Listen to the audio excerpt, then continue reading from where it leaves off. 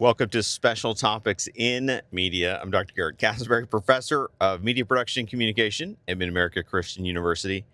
And we'd like to welcome in our viewing audiences to ongoing initiative. It's a voyage, it's an odyssey, it's a podyssey of opportunities to explore how we can utilize media usage. I am in Commute, heading in on a Friday. Hopefully, that doesn't ruin your viewing experience, that I'm acknowledging a time of day or a day of the week, that kind of thing. Sometimes you will, sometimes you won't. But we are excited about what we're doing with techniques and technologies for our students in the program at the media production degree. And one of the ways we want to express that is just by engaging with both them and our wider audiences. We've been able to cultivate different listeners, different viewers, lots of partners, and we're eager to be able to explore those boundaries ever so often. Now, this is you'll have to excuse my friend. He's a little slow. We've got some old rigging equipment here that I'm using in for this setup. So you may be getting the all-terrain experience. I don't know if AI is going to help me adjust maybe a little bit of the motion sickness for the web heads that prefer some visual content, but this is just an experimental procedure. We really have been kicking around, Scott and I at least. I say we. Sometimes when I say we, I mean me. It's an inclusive we. But sometimes it does mean other people. Scott and I, for years, kicked around the idea of a ride-along pod. And I won't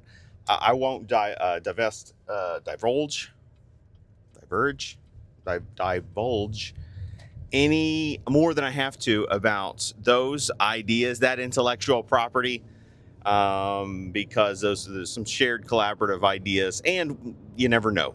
But conception-wise, this is nothing new. People do this all the time, and most importantly, that we're following quality safety protocol, that we are abiding by all laws, and that we are creating an environment where we can engage with media. All right, so heading into campus, and one of the things that is on my mind is the prospect of filling in time. So that's what I was going to talk about. This summer, I've been teaching an accelerated course. It's a merger of ideas because let me set up a framework for a wider audience. Because our program distinctly seeks to combine communication studies with media, whether it's media studies or media production or even social media. We have to work on solutions for that split identity. Now, we identify as communication, but we're aggressively interested in hybridization. And so how do we do that? What does that look like? And that's excitement. That's excitement of every day waking up thinking, all right, in what way can we fuse these ideas and concepts and experiences for our students in ways that gets them excited about the rigor, the scholarship, the intellectual odyssey of learning, but also prepares them for, as we phrase it, innumerable jobs and positions. And we're excited by our graduation output. We've been placing students in a wide array of jobs, and we want to keep doing that. And so I'm teaching this. So one of the courses that has a merged sense of identity is rhetoric, persuasion, and argumentation. It is, and it's a merger that's almost exclusively more comm focused, but makes all the sense in the world in terms of which subject matters we're pulling into conversation together, because they are already in conversation together. If you went to a generalist communication program, you could quickly and easily locate courses that would split each of these focus areas. A course on rhetoric, a course on. I mean, you can study degrees in rhetoric. Persuasion is a classical, calm, generalist course. I've had persuasion class, and argumentation and debate is its own course identity as well. But we, for our needs and purposes, we're looking at ways to fuse those together. Well, one of the books that we integrated into this course as we were developing it, and it has stood the test of time. It's still in usage, and not only is it it's not out of circulation, but I don't think it's out of the realm of conversation. I think it's as relevant. It actually more prescient in retrospect today than when it was written before. So kudos to its author, Ethan Tussey. The book is called The Procrastination Economy, and I'm, en route, so I cannot remember the subtitle, but that's okay. And Tussey's so on the edge when writing this book. I think it was technically an NYU Press release from 2018. Starting to feel old, folks. It is so nourishing, the ways in which he's approaching conversations about what media does. Now honestly, it's a book about how types of media that we didn't have a full grasp on at the time of writing, how they work to persuade us, how they work to move us and move through us. Kenneth Burke.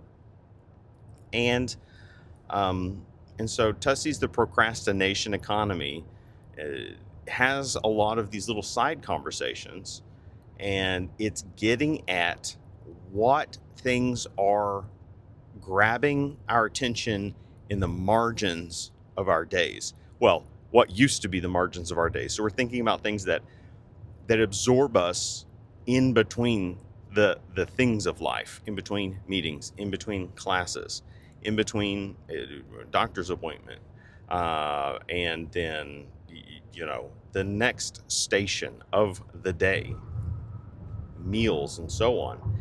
And that's a fascinating phenomenon because he's approaching it to say, what's the tie into media? Because what we're encountering is this onslaught of, some would say, digital distractions. And that has become a part of the larger information economy, the social media age. These are interrelated terms I'm using. And one of the brilliant benefits of academics, of the theoretical work of higher ed, is that it provides language to the things that have yet to be put into terms, and it helps us make sense of things. Sense making, guess what? What is sense making? Well, that's a bread and butter interest of communication studies. We're in a business of helping make sense of things. That's why there's a proliferation of scholarly publications on the uses and meanings of all forms of communication. And so even though I believe Ethan Tussey's writing from more of a media studies, I could stand corrected, I need to look up his bio again, field, it is absolutely reaching the needs and interests of comm students and scholars.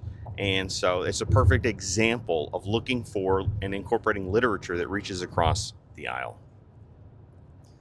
Well, let's tie that back, as opposed to just monologuing during the morning commute. What does that do for us? We're entering new modes of praxis.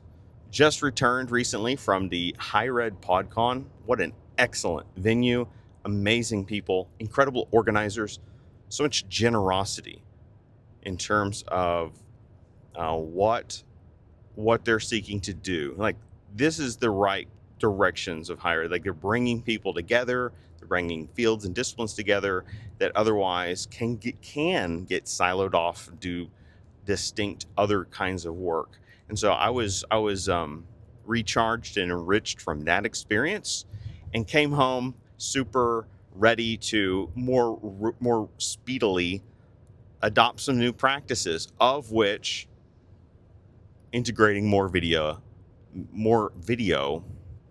media into our experiences. So that's what we're doing here. And yeah, I hope you'll join us for that ride.